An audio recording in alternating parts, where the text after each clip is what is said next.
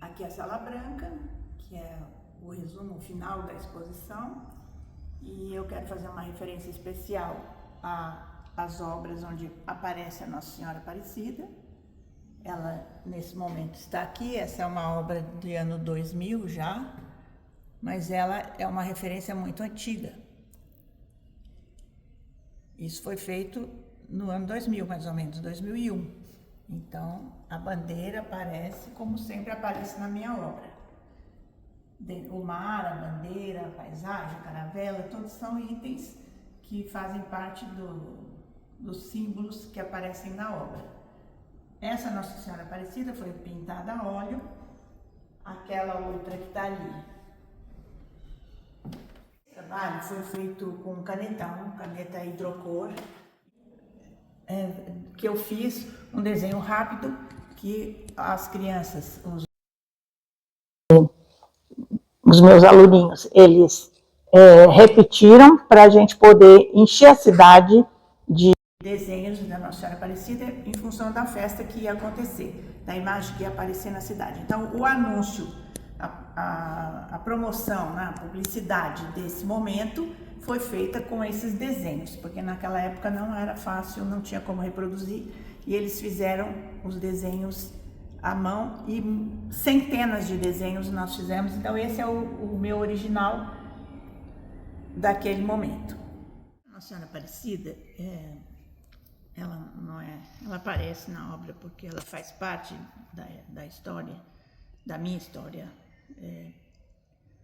Eu tive vários momentos de encontro com essa devoção da Nossa Senhora Aparecida.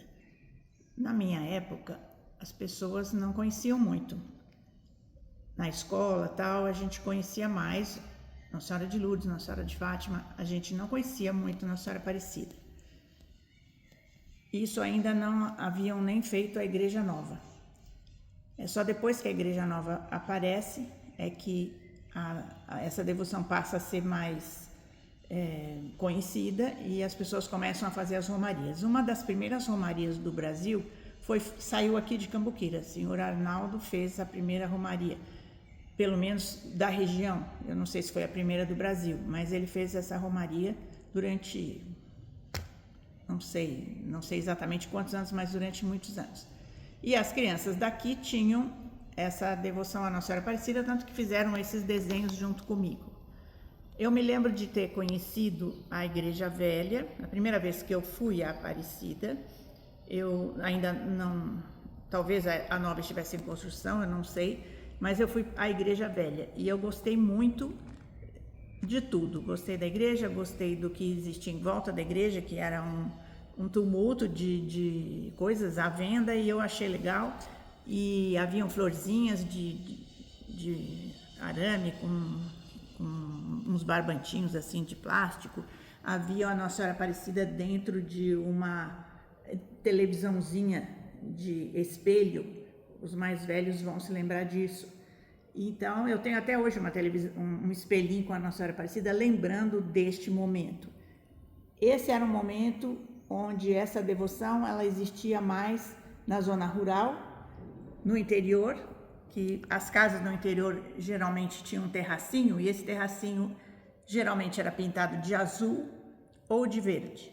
E nesse terracinho azul ou verde sempre havia um quadro com luzinhas que podiam ser amarelas ou verde-amarelas, ou verde-vermelha, azul, amarelas, conforme a pessoa. Punha umas 4 luzinhas em volta do quadro e sempre havia uma Nossa Senhora Aparecida.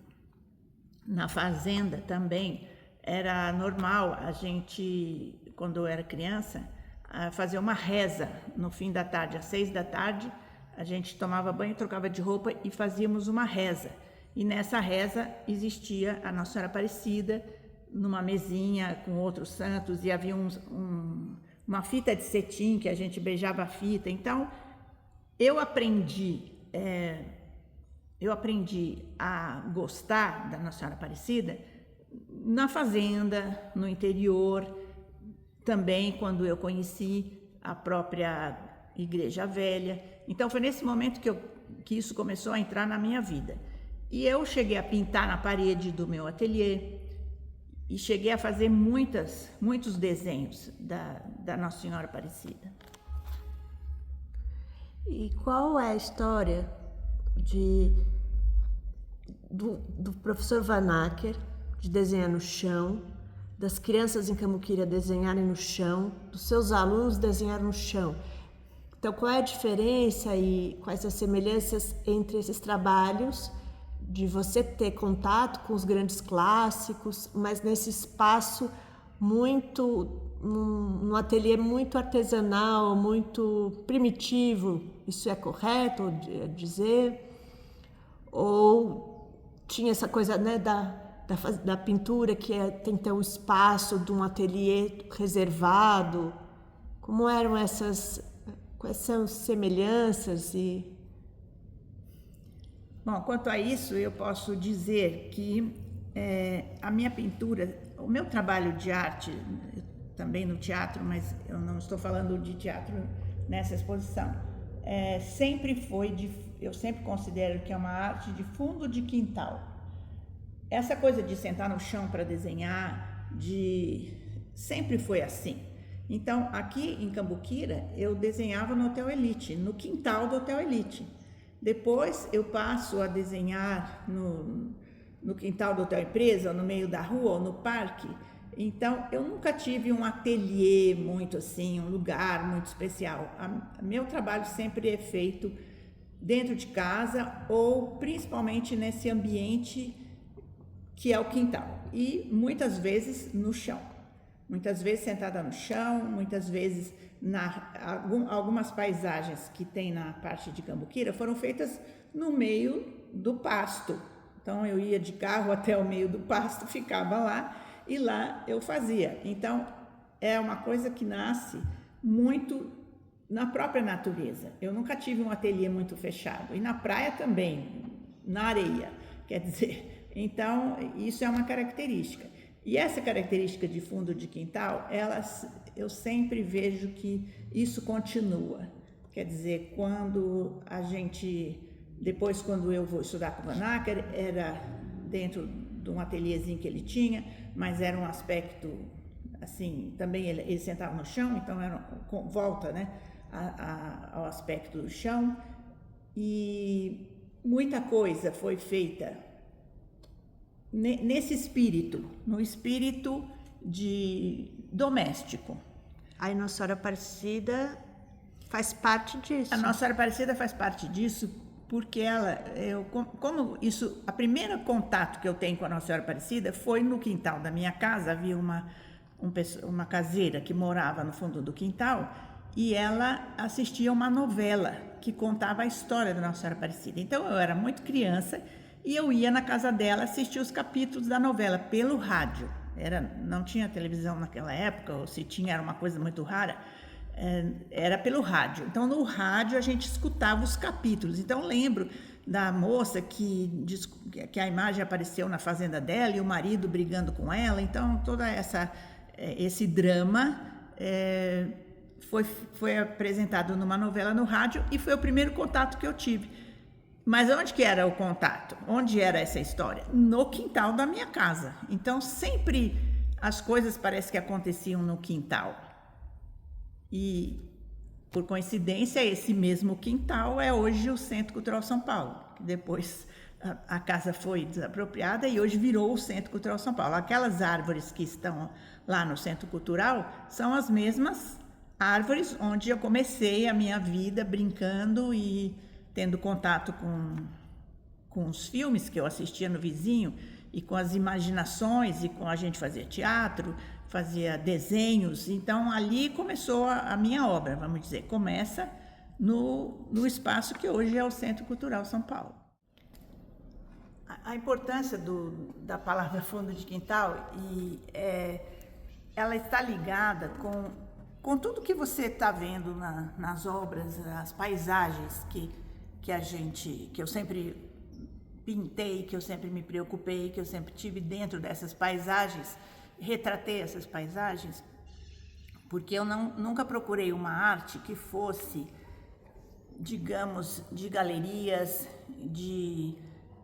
até centros culturais, só porque eu trabalhei um tempo num centro cultural, mas eu não procurava os lugares onde existiam, onde a arte estava mesmo, digamos, nas épocas. Tendo passado em escolas, eu tive algum contato, mas eu procurava a arte na natureza, no fundo do quintal, na intimidade. E isso vem muito ligado com o interior, por isso a minha vontade sempre de sair de São Paulo e vir para o interior, porque o interior me dava esse cenário que eu queria. Então, muita coisa, a gente percebe que existe assim uma espécie de fuga até dos grandes centros, daquilo que se estava fazendo e uma busca daquilo que você tem quando você anda numa estrada, que você vê as paisagens, principalmente de Minas. Então, isso está muito ligado a tudo que eu fiz. Mas quando você começou, foi num ateliê? Eu comecei a pintar no ateliê da tia Ruth. O ateliê da tia Ruth era um ateliê, existia um ateliê, inclusive ela era toda chique, então o ateliê dela, o sofá era branco, as almofadas coloridas, tem até o desenho disso, e ela não gostava que fizesse sujeira. Era um ateliê, mas, de novo, o ateliê dela era onde? Era no fundo do quintal dela. Esse trabalho é o começo da minha pintura a óleo, que é com a tia Ruth. É uma pintura acadêmica. E esse outro já foi feito muito mais tarde com a técnica que eu já tinha desenvolvido, mas continua sendo acadêmico, vamos dizer assim. Esses outros de flores, aqui a gente tem que dar tem que entender um pouco a posição da tia Ruth. Esses eu fiz com a tia Ruth. Aqui é o ateliê da tia Ruth, que ficava no fundo do quintal da casa dela. Tinha uma piscininha e tal, era o ateliê. Essa é a parte de dentro do ateliê. Então, precisa entender, esse é um quadro bem interessante, que eu pintei o ateliê dela. Essas almofadas, cada uma de uma cor, elas representam a explosão colorida dos impressionistas. Porque a tia Ruth, apesar de acadêmica, ela era também impressionista. Ela amava os impressionistas, então ela ficava no meio do caminho. Ela tinha técnicas acadêmicas, mas quando os impressionistas aparecem, ela gostava das cores. E ela dava aulas onde ela explicava o impressionismo. E as explicações dela eram muito interessantes. Ela gostava muito deles. Então ela meio que misturou o academismo e o impressionismo, que são coisas que na época eram impossíveis de se juntar, porque eram rupturas. Mas ela juntou os dois. Agora, o jovem que vai olhar o livro, ele vai ver que o impressionismo é século XIX, o academicismo é século XVIII. Então, existe uma diferença de tempo entre o que o artista está fazendo e o que os estudantes estão estudando. Então, é importante explicar que aqui é a década de 60. Então, que existe um tempo que no presente isso não existe mais. Essa diferença entre o tempo que o artista está fazendo e o tempo que o estudante está fazendo. Então, hoje eu posso ver o que o artista está fazendo na Noruega, por causa da internet, e já copiar o que ele fez há 2 anos atrás. Exatamente. Então, isso é importante explicar para os jovens, que existe essa diferença. Então, quando você fala barroco, impressionismo, academicismo, mesmo sendo séculos muito anteriores, existe essa disputa dentro do espaço de estudo. E no Brasil as coisas demoraram muito para chegar. Então, se nos anos 60 existia uma professora trabalhando com os impressionistas, isso não era normal. Então, era muito normal isso. Porque se você imaginar que a arte moderna no Brasil, a Semana de Arte Moderna foi em 1922, você tinha que pensar que em 1960 não podia ter escola acadêmica, mas existia. É como se a Semana de 22 tivesse ficado na história, ficou lá na história. Alguns seguiram aquilo, mas muitos não. E dentro das escolas era possível ter um aprendizado acadêmico nos anos 60. Então, demorou para chegar lá. O ateliê dela era no vizinho da minha casa, eu podia pular o muro e estar ali. Então, para mim, apesar de ser ateliê da tia Ruth, era no quintal da tia Ruth.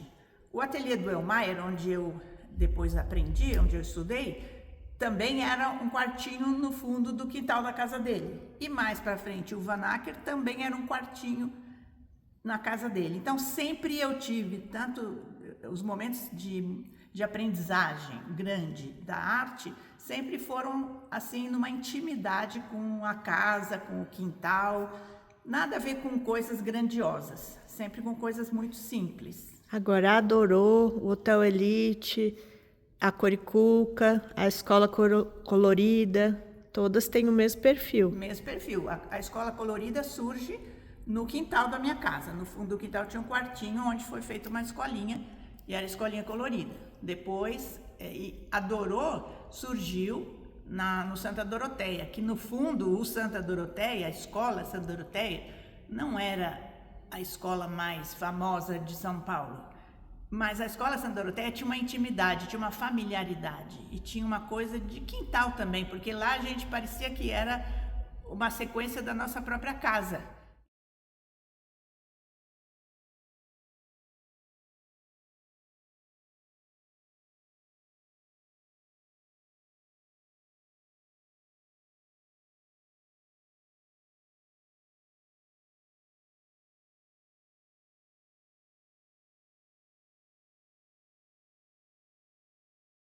Então as freiras eram muito livres, liberais naquela época, eu podia pintar e desenhar muita coisa na escola. Então eu também me sentia muito à vontade, não era uma academia, era um lugar onde eu me sentia muito à vontade e esse espírito voltava, né, a ser. Depois a gente continua na Escola Coricuca, que também surge e tal, aí já em Américo. De novo, a Escola Coricuca aparece no fundo do quintal da minha casa. Mais tarde ela se transforma numa casa inteira só para ela. E assim vai. Aos poucos, o fundo do quintal se transforma, como hoje aqui. Isso aqui é uma transformação do fundo do quintal que veio para Cambuquira. E hoje nós temos um espaço só para nosso trabalho de arte. Mas ele não deixa de ser, assim, familiar, ele não deixa de ser um fundo de quintal ampliado. Aqui era a casa da Dona Benedita, então era a casa dela, muita gente morava nesse ambiente. Então, enfim, tudo se volta para essa coisa da simplicidade, e não para os elementos mais sofisticados que a gente encontra por aí em termos de arte, né?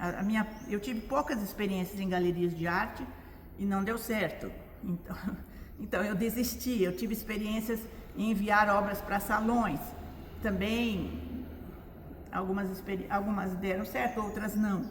Então houve um momento que eu desisti de tudo isso e resolvi fazer uma coisa bem familiar mesmo, bem para dentro, bem aquilo que eu podia fazer com os meus próprios recursos e sem me preocupar muito com o que estava acontecendo por aí. Nossa Senhora Aparecida é a Santa de Quintal. Ela não é Lourdes, Nossa Senhora de Lourdes. Exatamente. Ela não é Nossa Senhora de Fátima. A Nossa Senhora de Lourdes, Nossa Senhora de Fátima, são Nossas Senhoras europeias importantes, né? Tem uma história muito rica, muito importante. Eu, na minha infância, eu convivi com essa história, aprendi essa história. Agora, a Nossa Senhora Aparecida, vamos dizer assim, era dos caipiras, entre aspas, né? O caipira pirapora, como na música. Então, a Nossa Senhora Aparecida era da zona rural, do mato. Ela aparece dentro de um rio, né? Ela vem sem cabeça. Depois os pescadores é que vão juntar a cabeça dela. Ela fica muito tempo ali. Tem uma senhora que é dona da fazenda, se não me engano, e ela briga muito para poder fazer uma capelinha para ela. Então todo o histórico dela não é um histórico fulgurante como as outras Nossas Senhoras, né? Os outros nomes que se dá a Nossa Senhora. Ela não teria aparecido assim. Se chama Aparecida, mas o aparecimento dela é muito simples, né? Ela é muito simples, ela é muito do chão, muito da água. Ela é uma coisa assim bem brasileira, ela é muito brasileira, e não é à toa que ela é a padroeira do Brasil. Depois de tudo que nós já vimos, a gente chega aqui num lugar que eu chamo de sala psicodélica. essa sala lembra uma época em que a gente tinha uma vontade muito grande de fazer pinturas coloridas, muitas cores e muitas roupas coloridas e, enfim, eu pintava muito tecido no sentido de cada festa que a gente ia nas festas e nas festas a gente se preocupava com fazer um vestido novo, com uma pintura diferente e também parede, a gente tem aqui alguns exemplos de pintura, de decoração da parede, porque era um momento em que na minha juventude, era um momento em que a gente, primeiro, eu pessoalmente, isso foi um pouco antes, o que nós vimos no labirinto, aquela busca, foi um pouco depois deste momento. Este momento aqui veio antes do labirinto. Depois tem coisa que continuou para sempre, mas nesse primeiro, quando eu não sabia o que fazer, foi numa época que eu não sabia, que eu tinha deixado de ser uma artista acadêmica como os meus professores. E ainda não tinha chegado no ateliê do Vanacker, eu tive um tempo que eu fiquei meio sem saber o que fazer. Esse tempo que eu fiquei meio sem saber o que fazer, eu fui estimulada por meus amigos nas festas que a gente ia e também na escola, pelos professores e tal, a fazer tanto as bonequinhas que as historinhas em quadrinhos que eu fiz na escola, como as roupas pintadas.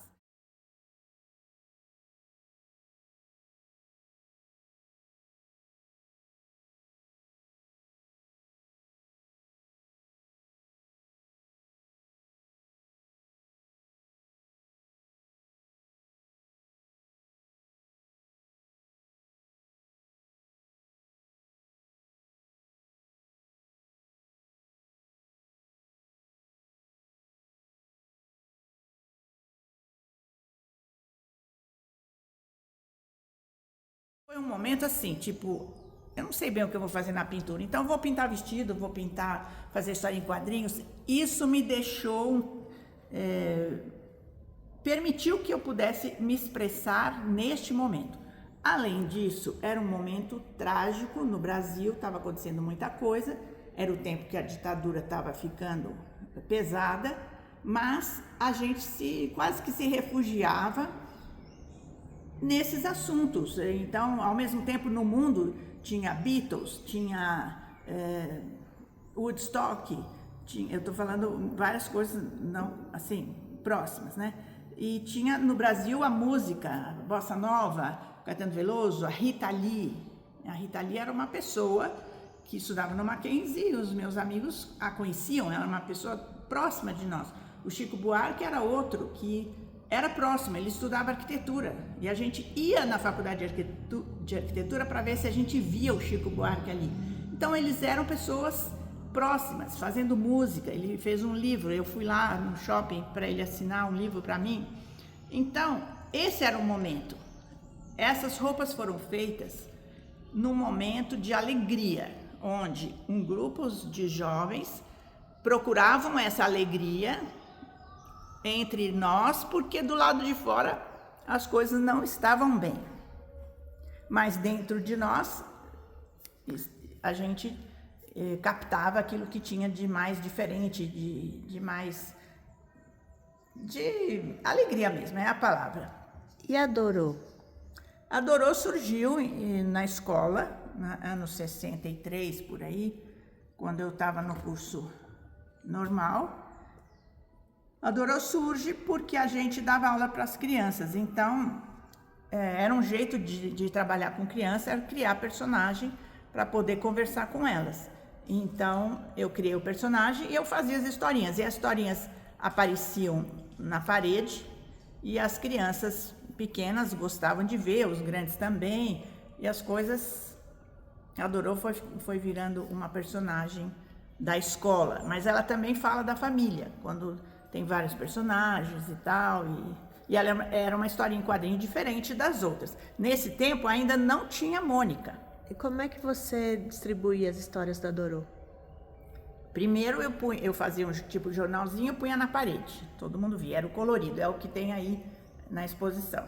Depois a gente fazia no mimeógrafo, que naquela época existia, fazia só o branco e preto, o desenhinho no mimeógrafo e virava um livrinho, uma revistinha, que a gente distribuía para os alunos da escola, para as crianças da escola. Mas as suas colegas também gostavam? Sim, as minhas colegas me ajudavam também, então tinha ajuda de outras colegas e todo mundo gostava, achava, ficava esperando, né? O próximo, cada dia, cada capítulo era uma página. Quando a gente, na parede, depois quando a gente resumiu a historinha no livrinho, aí já vieram vários capítulos juntos. E como é que você conheceu o Vanacker? Bom, o Vanacker foi o seguinte, quando eu terminei o curso, quando eu estava no curso de filosofia, em 1970 mais ou menos, eu estava na filosofia. Então, antes de 70, por exemplo, em 68, eu participei na Praça da República, lá havia uma exposição de arte e eu ia lá na Praça da República, inclusive eu levei a Dorô, tinha retratos grandes da Dorô na Praça da República. Só que depois veio polícia, prendeu todo mundo e não me deixaram ir mais, então eu não fui mais. Mas aí como eu conheci, nesse momento que eu estava assim, nesse momento de Praça da República, que eu era hippie, vamos dizer, me vestia de hippie e ia lá para a Praça da República, nesse momento eu arrumei um trabalho numa escola, no Itaim, e eu fui trabalhar nessa escola. Quando eu fui trabalhar nessa escola, dando aula de arte para as crianças, eu tinha uma professora, tinha uma professora na escola que não implicava comigo, porque os outros professores implicavam, porque os alunos demoravam na minha aula, eles tinham que ir para lá para aula de arte e tinha uma sala de arte para eles. E eu levava para a sala de arte e demorava muito para voltar, era meio complicado, eles faziam muita bagunça e alguns professores reclamavam disso, porque era um momento em que a arte infantil estava se desenvolvendo e eu dava toda a liberdade para eles trabalharem. E a única professora que não implicava comigo era a Alda. E aí um dia em conversa com ela, eu não entendia por que ela não estava implicando comigo se as outras implicavam. E aí ela disse, porque o meu marido é pintor e eu entendo que para fazer pintura, para fazer arte, faz sujeira e eu entendo que é difícil trabalhar com criança. E aí eu falei, seu marido é pintor? E aí eu fui à casa dela e conheci a obra do Vanacker, que era o marido dela. E na época eu levei um susto quando eu vi a obra dele. Eu já tinha ouvido falar alguma coisa, mas quando eu vi assim o que ele estava fazendo e as coisas que ele dizia, aí eu comecei a ficar muito entusiasmada e passei a ter aulas com ele. E aí ele revolucionou muita coisa dos meus pensamentos e me ajudou muito a encontrar um outro caminho que tem a ver com o labirinto. O labirinto é o momento em que eu começo a ter aula com ele. Mas você já conhecia o pai dele? Conheci o pai dele porque quando eu fui fazer filosofia no Sede Sapiense, porque, voltando, sempre assim, eu saí da escola do colégio, eu queria aprender arte, eu fui para uma escola de arte, obviamente não deu certo, aí eu fiquei sem saber onde ir, eu sempre tinha esses tempos que eu não sabia o que fazer. Fiquei sem saber o que fazer e a minha mãe me levou à casa do Leonardo Vanacker, que era o pai dele. Foi aí que eu vi a primeira obra do Vanacker, que o pai dele me mostrou. O pai dele era um professor de filosofia e a minha mãe me conduziu, vamos dizer assim, meio que me empurrou para eu estudar filosofia no Sede Sapiense, que ela havia estudado lá. E eu fui conhecer o professor nessa visita e ele me mostrou a obra do filho dele. Aí eu fui para filosofia, fui só porque não tinha matemática, então era o único vestibular que não tinha matemática, então eu fui para esse vestibular. E passei, fui para o SEDES e gostei e comecei a estudar muito filosofia e aí... São 4 anos, quando eu estava no 3º ano, nessa época é que eu conheci a Alda e foi aí que eu fui à casa dela, lembrando que eu já tinha visto uma obra dele na casa do pai dele, e aí Você sabe que obra era? Era um Cristo, um crucifixo de um material uma espécie de uma cera, uma modelagem que ele fez de um Cristo. Isso estava na casa do pai dele e ele me mostrou. Eu achei interessante, mas esqueci. Aí só vou encontrar de novo, alguns anos depois, no ateliê dele. Aí eu volto, aí eu começo a ter aula com ele. E aí você foi aluna do Vanacker até quando? Eu devo ter começado a aula com ele em 70, mais ou menos, e acho que até 80, pelo menos, uns 10 anos de aula eu tive. Depois eu tinha um esquema que eu parava algum tempo e depois voltava, e aí não era mais assim direto, mas pelo menos 10 anos eu fiquei estudando com ele.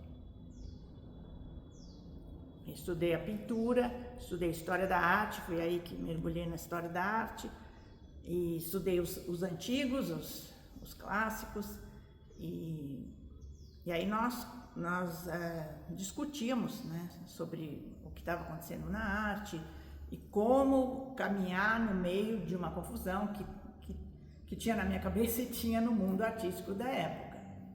Você já conhecia o Aleijadinho ou foi ele que apresentou? Eu não me lembro bem. Eu acho que eu já tinha uma noção, já tinha ouvido falar em Aleijadinho.